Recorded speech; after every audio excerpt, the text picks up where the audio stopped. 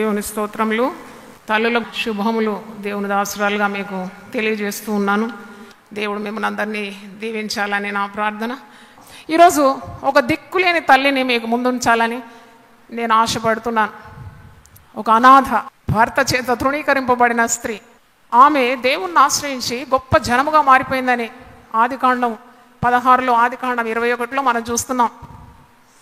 తల్లులు ఎన్నో శ్రమలు అనుభవించాలి కదా తమ బిడ్డల కొరకు. ఆ తల్లులు దేవుణ్ణి ఆశ్రయించాలి కదా. చాలామంది తల్లులు భర్తల చేత తృణీకరింపబడిన వారు ఉన్నారు. They are single mothers, single parenting. వారు ఒకరుగా ఉండి తమ బిడ్డలను పెంచుకుంటారు. ఎంత కష్టమైన పని. ఒక పురుషునిగా, ఒక స్త్రీగా ఉండి తన కుటుంబాన్ని నడిపించాలి. భర్తల చేత తృణీకరింపబడిన వారు ఉన్నారు, భర్తలు మరణించిన వారు ఉన్నారు, విధవరాళ్ళు ఉన్నారు. వారు ఎట్టివారైనా కానీ దేవుడు వారికి తోడుగా ఉంటే వారికి, వారి సంతానానికి గొప్ప ఆశీర్వాదం తప్పకుండా ఉన్నది. ఆదికాండం 16వ అధ్యాయంలో మీరు చూసినప్పుడు హాగరు సారాయి దగ్గర నుండి పారిపోతున్నది. ఎందుకంటే ఆమె శ్రమ పెడుతున్నది. ఐగుప్తురాయలన్న దాసి హాగరు, మనకు తెలుసు ఆ కార్యం అంతా. అబ్రహాము భార్య ఈమె ఐగుప్తురాయలైన దాసి. ఈమె ద్వారా సంతానం కావాలని సారాయి ఈమెను అబ్రహాముకు భార్యగా ఇస్తుంది. తర్వాత ఈమె గర్భం ధరించినప్పుడు సారాయి అసూయ చేత ఆమెను ఇబ్బంది పెడుతుంది, శ్రమ పెడుతుంది. అప్పుడు ఈమె పారిపోతుంది అన్నమాట. శ్రమకు తట్టుకోలేకుండా పారిపోతుంది. ఆమె పారిపోయినప్పుడు దేవుడు ఆమెకు ప్రత్యక్షమై మంచి వాగ్దానం ఇస్తున్నాడు. మీరు చూడండి, ఆదికాండము 16:10 యెహోవా దూత నీ సంతానమును నిశ్చయంగా విస్తరింపజేసాను, అది లెక్కింప వీల్లేనంత విస్తారమగునని దానితో చెప్పాను. యెహోవా దూత, ఇదిగో యెహోవా నీ మొరను వినను, నీవు గర్భవతి అయి ఉన్నావు, నీ కుమారుని కని అతనికి ఇష్మాయేలు అని పేరు పెట్టుదు. అంటే ఈమె దిక్కు లేకుండా ఉన్నది. సారాయి చేత, అబ్రాము చేత, అబ్రాము కాదు సారాయి ఆమెను ఇబ్బంది పెడుతుంది. ఆ పోరు తట్టుకోలేకుండా ఆమె పారిపోతుంది. పారిపోయినప్పుడు కూడా ఆ స్త్రీని దేవుడు విడవకుండా, నువ్వు గర్భవతివి కంటావు, అతనికి ఇష్మాయేల్ అనే పేరు. ఇష్మాయేల్ అంటే దేవుడు నీ మొర వినును అని అర్థము. అప్పుడు 13వ వచనంలో ఆమె దేవునికి ఒక పేరు పెడుతుంది. చూచుచున్న దేవుడవు నీవే అని పేరు తనతో మాట్లాడిన యెహోవాకు పెట్టాను. ఈ స్త్రీ హాగరు దేవునికి ఒక పేరు పెడుతుంది అన్నమాట. ఏం పేరు పెడుతుందండి? చూచుచున్న దేవుడు. ఎ గాడ్ హూ సీస్. దేవుడు చూస్తాడు. తన కుమారునికి ఏమో దేవుడు వింటాడు అనే పేరు పెట్టమన్నాడు. ఇష్మాయేల్ అంటే దేవుడు వింటాడు. ఈమెమో దేవునికి పేరు పెడుతుంది చూచుచున్న దేవుడు. అంటే ఆమె శ్రమను దేవుడు చూస్తున్నాడు, ఆమె ప్రార్థన దేవుడు వింటున్నాడు. దేవుడు చూస్తాడు, దేవుడు వింటాడు. ఈ స్త్రీ ఆదికాండం 21లో చూసినప్పుడు ఆమె వెళ్ళగొట్టబడుతుంది. 16వ అధ్యాయంలో పారిపోతుంది. దేవుడు అంటాడు, నువ్వు వెళ్ళి అణిగి ఈ యజమానురాల చేతి కింద ఉండు, నేను నిన్ను దీవిస్తానన్నప్పుడు దేవుని మాటకు విధేయురాలే తిరిగి వెళుతుంది. వెళ్ళి అక్కడ మరి ఆమె కొన్ని సంవత్సరాలు అక్కడ కాపురం చేసిన తర్వాత సారాయి ఆమెను మళ్ళీ ఇబ్బంది పెడుతుంది. ఇష్మాయేలు అబ్రహాము యొక్క కుమారుడు, వార్ధక్యంలో పుట్టిన కుమారుడు ఇస్సాకును చూసి పరిహసిస్తున్నాడు. అప్పుడు తట్టుకోలేకుండా హాగరును వెళ్ళగొట్టేస్తుంది సారాయి. పారిపోయినప్పుడు దేవుడున్నాడు, వెళ్ళగొట్టబడినప్పుడు కూడా దేవుడున్నాడు. 21వ అధ్యాయంలో చూసినప్పుడు ఆమె దిక్కు లేకుండా అటు ఇటు బెయేర్షెబా అరణ్యంలో దిక్కు లేకుండా తిరుగుతున్నాడు.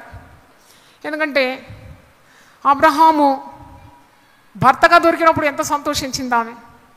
ఒక ధనవంతుడు, దేవుని యందు భయభక్తులు గలవాడు, గొప్ప విశ్వాసి భర్తగా దొరికినప్పుడు ఎంత ఆనందించింది. తర్వాత ఆమెకి ఎంత దుఃఖము కలిగింది జీవితంలో. ఆమె విడవబడిన స్త్రీ. అబ్రహాము ఒక తిత్తి నీళ్ళు ఇచ్చి బిడ్డను ఆమెకు అప్పగించి పంపివేస్తున్నాడు. ఆదికాండం 21:14 నుండి 21 వచనాలు మీరు చదివితే మీకు అర్థమవుతుంది. అబ్రహాము కేవలం ఒక తిత్తి నీళ్ళు ఇస్తాడు అంతే. ఆమె వెళ్ళిపోతుంది. కొద్ది దూరం వస్తాడు, బిడ్డను ఆయన బిడ్డనే కదా ఇష్మాయేలు. ఆ బిడ్డను కూడా ఆమెకు అప్పగించి తిత్తి నీళ్ళు ఇచ్చి వెళ్ళిపోమంటున్నాడు. ఆ పరిస్థితి ఎలాగుంటుందండి? ఇలాంటి పరిస్థితులు చాలామంది తల్లులు ఎదుర్కొంటారు. భర్త తృణీకరించినప్పుడు, సొంత వారు నిన్ను విసర్జించినప్పుడు ఆ పరిస్థితి ఎలాగుంటుంది? అప్పుడు నీ బిడ్డలు నువ్వు ఏ విధంగా పెంచుకుంటావు? కానీ దేవుణ్ణి ఆశ్రయించిన స్త్రీకి ఏ కొదువలేదు. సింహ పిల్లలు లేమి గలవై ఆకిలుగును, యెహోవాను ఆశ్రయించే వారికి ఏ మేలు కొదవలేదని వాక్యంలో ఉన్నది. ఈ హాగరు ఆమె ఏం చేస్తుంటే అబ్రహాం ఇచ్చిన తిత్తిలో నీళ్ళు అయిపోతుంది, దాహమైపోతుంది. అరణ్యంలో ఎవరున్నారు? మనిషి లేదు, మృగం లేదు. ఆమె నడిచి నడిచి నడిచి ఆ యొక్క దుమ్ము, ఆ చిరిగిన బట్టలు, దిక్కులేని అనాథగా అరణ్యంలో తిరుగుతూ ఉందన్నమాట.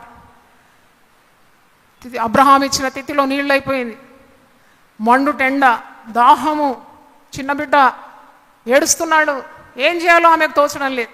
ఆమెకు ఒక్క పని చేసింది, ఒక్క జ్ఞానయుక్తమైన పని చేసింది. అదేంటంటే ఆమె ఎలుగెత్తి దేవుని సన్నిధిలో ఏడ్చిందని 16వ వచనంలో ఉంది. ఆదికాండం 21:16లో ఆమె అంటుంది, పిల్లవాని చావు నేను చూడలేను అనుకుని వెంటి వేత దూరం వెళ్ళి అతనికి ఎదురుగా కూర్చున్నాను. ఆమె ఎదురుగా కూర్చుండి ఎలుగెత్తి ఏడ్చాను. హల్లెలూయా! ఈ మాట నాతో పలుకుతారా? ఎలుగెత్తి ఏడ్చాను. గట్టిగా గట్టిగా చెప్పండి, ఎలుగెత్తి ఏడ్చాను. తల్లులు ఎంతమంది ఎలుగెత్తి ఏడుస్తారండి తమ పిల్లల కొరకు కదా? అర్థం చేసుకునే భర్త ప్రక్కన లేడు, ఎన్నెన్నో బాధ్యతలు భుజం మీద, ఎటు తోచని పరిస్థితి, ఆదరించేవారు లేరు, కరుణించేవారు లేరు, సహాయపడేవారు లేనప్పుడు ఈ పరిస్థితి ఏ స్త్రీకైనా రావచ్చు. ఎలుగెత్తి ఆగరేడుస్తుందన్నమాట. దిక్కు లేదు, అనాథ, కట్టుకున్న భర్త వదిలిపెట్టినాడు, అరణ్యమే శరణమైపోయింది, దాహమైతుంది, తనకు దాహం, బిడ్డకు దాహం, బిడ్డ చచ్చిపోతాడు దాహానికి. అప్పుడు ఆమెకు ఒకటే తోచింది, ఎలుగెత్తి ఏడవాలనుకుంది. ఎలుగెత్తి ఏడ్చింది ఈ తల్లి. ఎలుగెత్తి ఏడ్చినప్పుడు అక్కడ ఒక అద్భుతము జరిగింది. దేవుడు ఆ చిన్నవాని మొరను వినేను అని వాక్యంలో ఉంది. ఎంత ఏడ్చినాడు దాహానికి, దేవుడు వాని ఏడుపు కూడా విన్నాడు, ఈమె ప్రార్థనలు విన్నాడు. దేవుడు ఆ చిన్నవాని మొరను వినాను. అప్పుడు దేవుని దూత ఆకాశము నుండి హాగరును పిలిచి, దేవుడు ప్రత్యక్షమవుతాడండి. స్త్రీలు బాధపడేటప్పుడు, ప్రార్థన చేసేటప్పుడు, దేవుని సహాయం కోరేటప్పుడు తప్పకుండా నువ్వు దేవుని స్వరం వింటావు, దేవుడు నీకు సహాయం చేస్తాడు. ఇక్కడ దిక్కులేని హాగరు ఏడుస్తున్నప్పుడు దేవుడే ప్రత్యక్షమైనాడు. హాగరు నీకేమి వచ్చింది, భయపడకు, హాగరు అని పేరు పెట్టి పిలిచిన, పేరు పెట్టి నిన్ను పిలిచి ఉన్నాను, నువ్వు భయపడకు, నీవు నా సొత్తు అని వాక్యంలో ఉంది. దేవునికి స్తోత్రం, హల్లెలూయా. అంటే ప్రతి తల్లి పేరు దేవుని తెలుసు అన్నమాట. ప్రతి పేరు ఆయనకు తెలుసు. దేవుడు ఎప్పుడు కూడా ఓయరై అని పిలవాడు, పేరు పెట్టే పిలుస్తాడు. జకయ్య నువ్వు త్వరగా దిగి కిందికి రా, సౌలా నువ్వు నన్నేలా హింసిస్తున్నావు, మార్తా మార్తా నువ్వు అనేకమైన పనులను గురించి విచారిస్తున్నావు. పేరు పెట్టి పిలిచే దేవుడు. హాగరు నీకేమొచ్చినది, నువ్వు భయపడకు, నువ్వు లేచి ఈ చిన్నవాడిని లేవనెత్తి నీ చేత పట్టుకొనుము, వానిని గొప్ప జనముగా చేసేదని ఆమెతో నేను. ఎంత మంచి వాగ్దానం అండి, శ్రమల్లో దేవుని వాగ్దానం. ఆమెకు దిక్కే లేరెవరు, అదొక అరణ్యము, నీళ్లు లేవు తాగడానికి, ఆదరించడానికి ఒక నరుడు లేడు, ఒక మృగం కూడా లేదు అక్కడ. అప్పుడు దేవుని వాక్కు ఆమెకు వచ్చింది. ఆమె ఏడుపు దేవుడు విన్నాడు, ప్రత్యక్షమైనాడు, దూతను పంపినాడు, అభయ వాక్కులు ఇచ్చినాడు, వాగ్దానం ఇచ్చినాడు. నువ్వెందుకు ఏడుస్తున్నావు, నీకేమొచ్చింది, భయపడకు, నీ బిడ్డను నేను గొప్ప జనంగా చేస్తాను, గొప్ప జనముగా చేస్తానని వాగ్దానము ఆమె పొందుకుంది. 19వ వచనం చూసినప్పుడు దేవుడు ఆమె కన్నులను తెరిచినందున ఆమె నీళ్ల ఊట చూచి వెళ్ళి ఆ తిత్తిని నీళ్లతో నింపి చిన్నవానికి త్రాగనిచ్చెను. హల్లెలూయా. అసలే నీళ్లు లేవు, అరణ్యం, అబ్రహాం ఇచ్చిన తిత్తి నీళ్ళు అయిపోయినాయి. ఆ నీళ్లు లేవు కదా, నీళ్లు లేకుండా చచ్చిపోతారు కదా. ఆమె ఎలుగెత్తి దేవుని సహాయం కోరింది. దేవుడు ప్రత్యక్షమైనాడు, వాగ్దానం ఇచ్చినాడు, నేను నిన్ను గొప్ప చేస్తాను, నీ బిడ్డను గొప్ప జనంగా చేస్తాను. కన్నులు తెరిచినాడు. అంతవరకు ఆమె కన్నులు మరి కన్నులు పొరలతో ఉంది, దైవ దీవెనలు ఏమి ఆమె కనపడడం లేదు. దేవుడు ఆమె కన్నులు తెరిచినప్పుడు గొప్ప నీళ్ల ఊటను చూస్తున్నదన్నమాట. ఆ ఊటనే ఇచ్చేసినాడు దేవుడు. దేవునికి స్తోత్రం, హల్లెలూయా. నాకు ఎప్పుడు ఈ వాక్య భాగం చదివినప్పుడు ఆశ్చర్యం అవుతుంది ఏంటంటే, మనిషి ఎప్పుడు నీకు సహాయం చేసినా కొద్ది మట్టుకే చేయగలడు. నిన్నెంత ప్రేమించినా, మరి నిన్నెంత ఆదరించినా, it's very limited help from man. ఒక తిత్తిలో నీళ్లు మాత్రమే ఇవ్వగలిగినాడు కదా అబ్రహాం. కానీ దేవుడు దీవించినప్పుడు హాగరుకు నీళ్ల ఊట కనబడిందట. చప్పట్లు కొట్టి దేవుని స్తుతిద్దాం, హల్లెలూయా. ఆ నీళ్ల ఊట అంటే ఎన్ని తిత్తులో నింపుకోవచ్చు కదా. ఆమె తృప్తి పడవచ్చు, ఆమె కుమారునికి తృప్తి, ఇంకా దాహమైన వారికి కూడా ఇవ్వడానికి ఉన్నంత నీళ్లు, ఆ ఊటను దేవుడు ఆమెకు ప్రత్యక్షపరిచినాడు, వాగ్దానం ఇచ్చినాడు, ధైర్యపరిచినాడు, దాహం తీర్చినాడు, గొప్ప జనంగా చేస్తాను నీ బిడ్డనని వాక్కు ఇచ్చినాడు. తర్వాత ఎన్నెన్నో ఆశీర్వాదాలు మీరు క్రింది భాగంలో చూస్తారు. ఇష్మాయల్ అంటే అర్థము దేవుడు వినును. దేవుడు విన్నాడు ఆమె మొరను విన్నాడు. Ismail became the founder of the Arab nations. ఈ అరబ్ రాష్ట్రాలన్నిటికి కూడా మరి స్థాపకుడు ఎవరంటే ఇస్మాయిలే కదా. అక్కడే కదా అరబ్ దేశాల్లోనే బంగారు గనులు, పెట్రోల్ గనులు, నూనె, ఇవన్నీ చాలా విలువైన వస్తువులు అరబ్ దేశాల్లోనే ఉన్నది. అంటే దేవుడు మాట ఇచ్చి దాన్ని నెరవేర్చినాడని మనకు అర్థమవుతుంది. ఈ హాగరు ఒక అన్య స్త్రీ అయినా దేవుని కనికరం ఎట్లాగా ఆమె మీద ఉండింది. ఆమె ప్రార్థన చేసినప్పుడు దేవుడు విన్నాడు, యెహోవా దేవుడు విన్నాడు. వాగ్దానం ఇచ్చి బలపరిచి దిక్కులేని తనను తన బిడ్డను ఆదరించి అభయమిచ్చి వాగ్దానం ఇచ్చి కన్నులు తెరిచి ఊటనిచ్చి ప్రతి అక్కర కూడా తీర్చినాడు. దేవునికి స్తోత్రం, హల్లెలూయా. ఈరోజు దేవుని వాక్యం వింటున్న తల్లులు, మీలో ఎవరైనా బాధలో, భయంలో, నిరాశలో, నిస్పృహలో ఉంటే దేవుని వాక్యం మీ వద్దకు వచ్చింది. ఈరోజు నీ సమస్యకున్న పరిష్కారం కూడా దేవుడు బయలుపరిచినాడు. నీ పిల్లలు నీ మాట వినడం లేదేమో, నీ భర్త నిన్ను అర్థం చేసుకోవడం లేదేమో, వార్ధక్యం చేత నీ శరీరము కృషించిపోతుందేమో, లేకుంటే రుగ్మతలు నీ దేహాన్ని బాధిస్తుందేమో, నేను అర్థం చేసుకునే వారు ఎవరు లేరేమో. కానీ తప్పకుండా దేవుడే నీకు సహాయకుడుగా ఉన్నాడని మర్చిపోవద్దు. ప్రార్థన చేయడానికి మరవద్దు. దేవుని సహాయం కోరడానికి నువ్వు వెనకాడొద్దు. నువ్వు ప్రార్థన చేసినప్పుడు దేవుడు నిన్ను దీవిస్తాడు, నీ కుటుంబాన్ని ఆశీర్వదిస్తాడు, నీ బిడ్డలను గొప్ప చేస్తాడని ఈరోజు దేవుడు మనకు జ్ఞాపకం చేస్తున్నాడు హాగరు జీవితం ద్వారా. ఒక 10 కార్యాలు, ఒక తల్లి చేయాల్సిన కార్యాలు చెప్పి నేను ముగిస్తాను. ఒక తల్లి ఎప్పుడు విశ్వాసం కలిగి ఉండాలి. అందుకే ఇంతకుముందు మన వాక్యాలు చూసినాం, నీలో ఉన్న విశ్వాసం నేను నీ అవ్వలో చూసినాను, నీ తల్లిలో చూసినానని పౌలు తిమోతితో అంటున్నాడు. అంటే నీ విశ్వాసమే నీకు విజయాన్ని ఇస్తుంది. Your faith will give you victory in your life. నిరాశతో ఉన్న మాటలు మాట్లాడకూడదు, అనుమానం ఉండకూడదు, సంశయం ఉండకూడదు. గొప్ప విశ్వాసరాలుగా నువ్వు ఉండాలి. ఎందుకంటే జీవం గల దేవుడు నీకున్నాడు. ప్రశస్తమైన దేవుని వాగ్దానాలు ఎన్నో వేల కొలది పరిశుద్ధ గ్రంథంలో నీకున్నది. ప్రార్థనలో అవన్నీ కూడా ఎత్తి పట్టుకోవాలి, విశ్వాసం కలిగి ఉండాలి.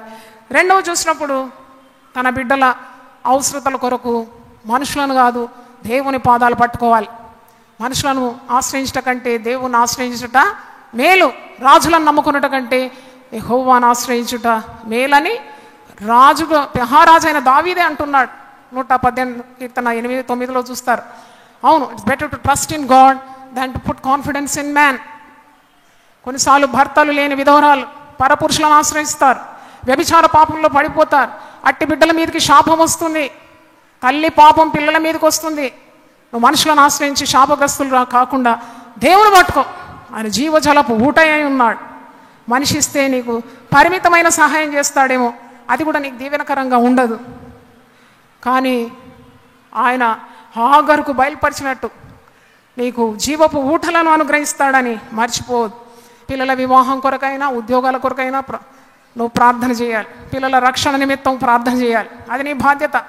సేవకురాండ్రుగా స్త్రీలున్నా వారికి మొట్టమొదటి బాధ్యత వారి కుటుంబం ఉంది. నేను ఎప్పుడు చెప్తాను, మీరు ఎంత గొప్ప సేవ చేసినా కానీ మొదట ఇల్లు గురించి ఉన్న బాధ్యత, పిల్లల గురించి ఉన్న శ్రద్ధ, భర్త గురించి ఉన్న శ్రద్ధ, తర్వాతనే మీరు ఊరు ఉద్ధరించాలి. నీ గిన్నె నిండి ఏం కావాలి? పొరలాలి.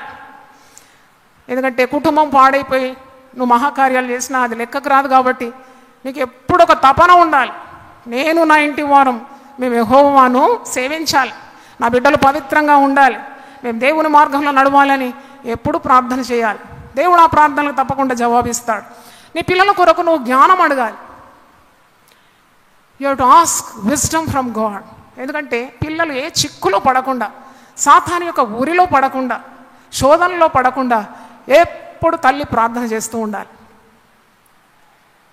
నువ్వు ప్రార్థన చేయకుండా సోమరిగా ఉంటే, నిద్రపోతుగా ఉంటే, గుండె కొట్టుకొని తల బాదుకునే రోజులు దగ్గరగానే ఉన్నాయి. You have to ask God's wisdom for your children. నువ్వు ప్రార్థన చేస్తే దేవుడు నీ బిడ్డలకు ఉపదేశం ఇస్తాడు. నీ పిల్లలకు నేను ఉపదేశం చేస్తాను అన్నాడు, నీ పిల్లలను నేనే రక్షిస్తానన్నాడు. కాబట్టి ఎప్పుడు seek wisdom from God for your children. మూడవది, తల్లి ఎప్పుడు కూడా ప్రార్థనా జీవితం కలిగి ఉండాలి. ప్రార్థనా జీవితం, prayerful life for a mother, because she has so much responsibility. She cannot do everything by herself. She needs God's help. దేవుని సహాయం కావాలి. నువ్వు సొంతగా నీ జ్ఞానంతో, నీ సామర్థ్యంతో నీ కుటుంబం నడపలేవు, నవ్వుల పాలైపోతావు. జాగ్రత్త. కాబట్టి నువ్వు దేవుని శరణ్ వేడుకోవాలి, పాదాలు పట్టుకోవాలి, ప్రార్థన చేయాలి, శక్తి పొందుకోవాలి, జ్ఞానం పొందుకోవాలి, సామర్థ్యం పొందుకోవాలి. అప్పుడే నీ బిడ్డలు మంచి స్థాయికి దేవునికి మహిమ తెచ్చే రీతిగా ఎదుగుతారు.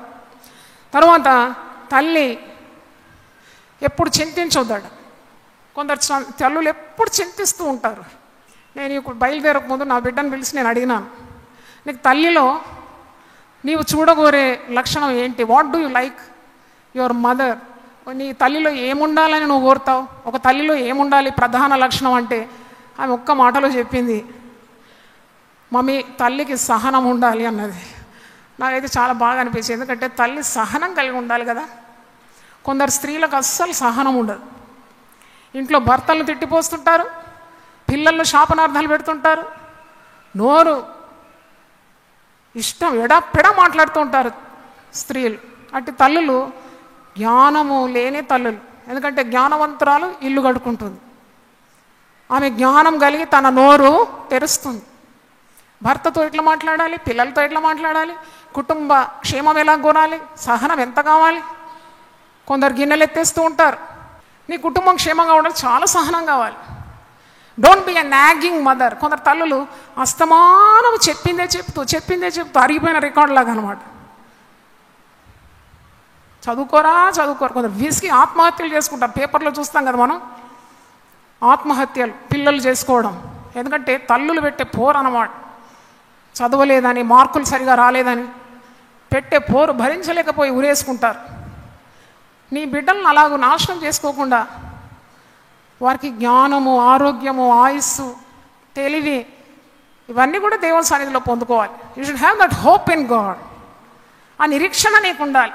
నేను నమ్మిన వాడిని నేను ఎరుగుతున్న కనుక నేను సిగ్గుపడను అని అంటున్నాడు యోబు. వారు ఆయన తట్టు చూడగా వారికి వెలుగు కలిగిన వారి ముఖములెన్నడూ లజ్జింపకపోను. చప్పట్లు కొట్టి దేవుని స్తుతిద్దాం. హల్లెలూయా. దేవుని తట్టు చూసిన వారికి ఎప్పుడు సిగ్గు, అవమానం కలగదు. అంత నిరీక్షణ, అంత విశ్వాసం నీలో ఉండాలి తల్లిగా. మరి ఇంకా చింతించి మరి శరీరాన్ని పాడు చేసుకోకుండా దేవుని మీద ఆధారపడాలి. God can do every impossible thing. నీ భర్తను మార్చగలడు. ఎంతమంది త్రాగుబోతులతో కాపురం చేస్తూ కుటుంబాన్ని సంరక్షిస్తూ దైవ కార్యాలు కూడా చేసే స్త్రీలు ఉన్నారు. చాలా అద్భుతం అనిపిస్తుంది నాకు. విసిగిపోకూడదు. అందుకే యేసుప్రభువు అంటున్నాడు, మీరు విసుకక నిత్యము ప్రార్థన చేయాలి. Hallelujah. Don't lose your patience. విసుగకుండా ఎందుకంటే దేవుడు అబద్ధికుడు కాడు కదా. ఆయన అబద్ధమాడుటకు నరుడు కాదు కదా. పరిశుద్ధ గ్రంథంలో ఉన్న మాటలన్నీ దేవుని మాటలే కదా. ఆయన సత్యవంతుడు కదా. ఆయన దేవుడు కనుక ఆయన మాట సత్యం. హల్లెలూయా. కాబట్టి you have to believe in every promise of God. దేవుని వాగ్దానాలన్నీ అవునన్నట్టుగానే ఉంది కాబట్టి ప్రతి వాగ్దానం నమ్మాలి, స్వతంత్రించుకోవాలి, విశ్వాసం ద్వారా పొందుకోవాలి. అది నీ కన్నులారా అది నెరవేరడం చూడాలి. దేవుని స్తోత్రం. హల్లెలూయా. దేవుడు గొప్ప దేవుడు. మరి ఒక తల్లి ఎప్పుడు సంతోషంగా ఉండాలి. You spread happiness in your house. నీ సంతోషమే నీ భర్తకు అంటుకుంటుంది, నీ సంతోషమే నీ పిల్లలకు అంటుకుంటుంది, నీ పని వాళ్ళకు కూడా అంటుకుంటుంది నీ సంతోషం.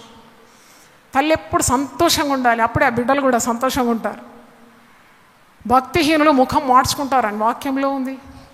కొందరు ముఖం మార్చుకుంటారు, తల్లులు ఎప్పుడు నెమ్మదిగా ఉండరు. కానీ వాక్యం అంటుంది, ప్రభువునందు నువ్వు ఆనందించాలి, మరల చెప్పుదును ప్రభువునందు ఏం చేయాలి, ఆనందించాలి. హల్లెలూయా, నువ్వు ఆనందించాలి. ఎందుకంటే you have a great God, విశ్వాసమునకర్త, నిరీక్షణకర్త నీకు ఉన్నాడు కదా. నీకు ఎందుకు భయం? సంతోషంగానే ఉండాలి. యేసు నీ పరిహారి, యేసే నీ పరిష్కారి, కాబట్టి నీకు భయం లేదు. తర్వాత నీవు బిడ్డల కొరకు ఎప్పుడు స్తుతించాలి దేవుణ్ణి. చాలామంది ప్రార్థిస్తారు తల్లులు, కానీ దేవుడిచ్చిన చక్కని బిడ్డల కొరకు ఎప్పుడైనా స్తుతించావా? Did you ever praise God for the perfect children God gave you? ఈరోజు నేను అడుగుతున్నాను దేవుని సేవకురాలుగా, ఎంతమంది మీలో దేవునికి స్తోత్రం చెల్లిస్తారు? అన్ని అవయవాలతో చక్కని తెలివిగల బిడ్డలను దేవుడిచ్చినప్పుడు స్తుతిస్తున్నారా? Every day you have to praise God for the perfect children God gave you. ఎంతోమంది అవుటి పిల్లలు లేరా? ఎంతోమంది మెంటలీ రిటార్డెడ్ చిల్డ్రన్ లేరా? ఎన్ని ప్రయాసాలు, ఎన్ని ఇబ్బందులు అట్టి తల్లులు పడుతూ ఉన్నారు. కానీ దేవుడు నీకు పరిపూర్ణమైన చక్కని బహుమానాలు, గర్భఫలము దేవుడిచ్చు బహుమానం. ఆ పర్ఫెక్ట్ గిఫ్ట్ ఇచ్చినప్పుడు తప్పకుండా దేవునికి స్తోత్రం చెల్లించాలి. కేవలం ప్రార్థనలు మాత్రం కాదు, దేవునికి వారిని బట్టి నువ్వు స్తుతి చెల్లించాలి. తర్వాత తల్లి తన బాధ్యతలు సక్రమంగా నిర్వహించాలి. She has to see to the responsibilities God gave her. నేను అన్నాను, ఇది God's calling to be a mother. దేవుడు నిన్ను పిలిచినాడు తల్లిగా ఉండడానికి. నేను అపోస్తలుగా ఉండడానికి దేవుడు నన్ను పిలిచినాడని పౌలు అంటున్నాడు. కానీ నిన్ను నన్ను పిలిచినాడు మొదట పిలుపు ఏంటంటే తల్లిగా ఉండడానికి. అది అంతకంటే ఉత్తమమైన పిలుపేది? నీ ద్వారా మరి బిడ్డలు సృష్టింపబడుతున్నారు, లోకానికి బిడ్డలను అందిస్తున్నావు కదా. ఎంత గొప్ప బాధ్యత దేవుడు ఇచ్చినాడు. తల్లులు చురుగ్గా ఉండాలి. వాక్యంలో ఉంది కదా, హెబ్రీ స్త్రీలు ఐగుప్తు స్త్రీల వంటి వారు కారు, వారు చురుకైన వారు. ఉదయం లేవాలి. ఉదయం లేవకుంటే దరిద్రమేనండి. మీరు ఎంతన్నా చెప్పండి. చాలామంది అంటారు, మేము చాలా పని చేసి అలసిపోయినాం, మాకు ఉదయం లేవడానికి శక్తి లేదు. పొందుకో దేవుని దగ్గర నుండి, కానీ నువ్వు లేవకుంటే మాత్రం నీకు దీవెనలు లేవు. ఇశ్రాయేల్ ప్రజలు కూడా ఉదయం లేచినందుకే మన్నాను పోగు చేసుకున్నారు. వారు కొద్దిగా ఆలస్యంగా లేస్తే మన్నా అంతా కరిగిపోయేదట. అలాగే దైవాశీర్వాదాలు నీకు నీ బిడ్డలు కావాలంటే సీక్ గాడ్ ఎర్లీ. ఉదయమే నిన్ను వెతుకుతాను, వేకువనే నిన్ను వెతుకుతానని వాక్యం ఉంది. కొన్నిసార్లు శరీరం అనుమతించదు, శరీర రుగ్మతలతో అలసిపోతావు, పడుకుంటావు, నిద్రపోతావు. కానీ అడిగి పొందుకోవాలి ఈ వరాన్ని. దేవుడు నీకు సహాయం చేస్తాడు, ఆరోగ్యం తప్పకుండా ఇస్తాడు, స్వస్థతనిస్తాడు, నీ బాధ్యతలు సక్రమంగా నిర్వహించడానికి శక్తిని ఇస్తాడు. తర్వాత తల్లి ఎప్పుడు వెలుగు మాటలు పలకాలి, చీకటి మాటలు పలకకూడదు. నేను ఖచ్చితంగా మా సంఘంలో ఇది బోధిస్తాను. తల్లుల కొరకు ఎన్నో కార్యక్రమాలు మా సంఘంలో మేము చేపట్టినాం. అంటే ఏ సంఘానికైనా స్త్రీలు శక్తివంతంగా ఉంటేనే ఆ సంఘం పెరుగుతుందని నాకు తెలుసు. దేవుడు నాకు ఇచ్చిన తలంపది. నీ భర్త గురించి కానీ నీ పిల్లల గురించి కానీ డోంట్ స్పీక్ నెగటివ్ థింగ్స్. చీకటి మాటలు అన్నీ కూడా సాతాను నుండే ఉద్భవిస్తుంది. దేవుడు వెలుగై ఉన్నాడు, ఆయనను వెంబడించే వారు కూడా వెలుగులో నడుచుకోవాలి, వెలుగు మాటలే పలకాలి. ఈ లోకానికి, ఈ కుటుంబానికి వెలుగుగా నిన్ను నియమించినాడు. దేవునికి స్తోత్రం, హల్లెలూయా. నేను నా మాటలు ముగిస్తున్నాను. ఒకసారి దేవుని రెండు చేతులెత్తి హల్లెలూయా గట్టిగా చెప్దామా? హల్లెలూయా. తలలు వంచండి, ప్రార్థన చేసుకుందాం. ప్రభువా నీకు స్తోత్రం తండ్రి. తల్లుల కొరకు ప్రార్థిస్తున్నాము. వారికి కుటుంబం ఇచ్చినావు, భర్తనిచ్చినావు, పిల్లల్ని ఇచ్చినావు, బాధ్యతలను ఇచ్చినావు. ఆ బాధ్యతలన్నీ నిర్వహించడానికి కావాల్సిన ఆరోగ్యము వారికి దయచేయండి. వారి శరీరాలను మీరు ఒకసారి ముట్టుమని బాగు చేయమని ప్రార్థిస్తున్నాను. ప్రభు, ప్రతి బలహీనతను యేసునామములో గద్దిస్తున్నాను గొప్ప దేవ. ప్రతి రోగాన్ని బంధిస్తున్నాను గొప్ప దేవ. మంచి ఆరోగ్యం ఇచ్చి చక్కగానైనా ప్రార్థన ద్వారా, విశ్వాసం ద్వారా, దైవశక్తి ద్వారా వారి కుటుంబాలకు వారు ప్రయోజనకరంగా తల్లులుగా చేయమని ప్రార్థిస్తున్నాం. విశ్వాసంతో నింపునైనా మాకందరికీ దేవుడు నీవేనైనా. ప్రతి ఆశీర్వాదము జ్యోతిర్మయుడైన తండ్రి యొద్ద నుండి రావాలి. కాబట్టి నీ యొద్ద నుండి ఆశీర్వాదాలు వారి కుటుంబంలోకి ప్రవహింపచేయమని, దీవించమని యేసు పరిశుద్ధ నామములో అడిగి వేడుకుంటున్నాను తండ్రి. Amen, amen. God bless you. దేవుడు మన సమృద్ధిగా దీవించును గాక.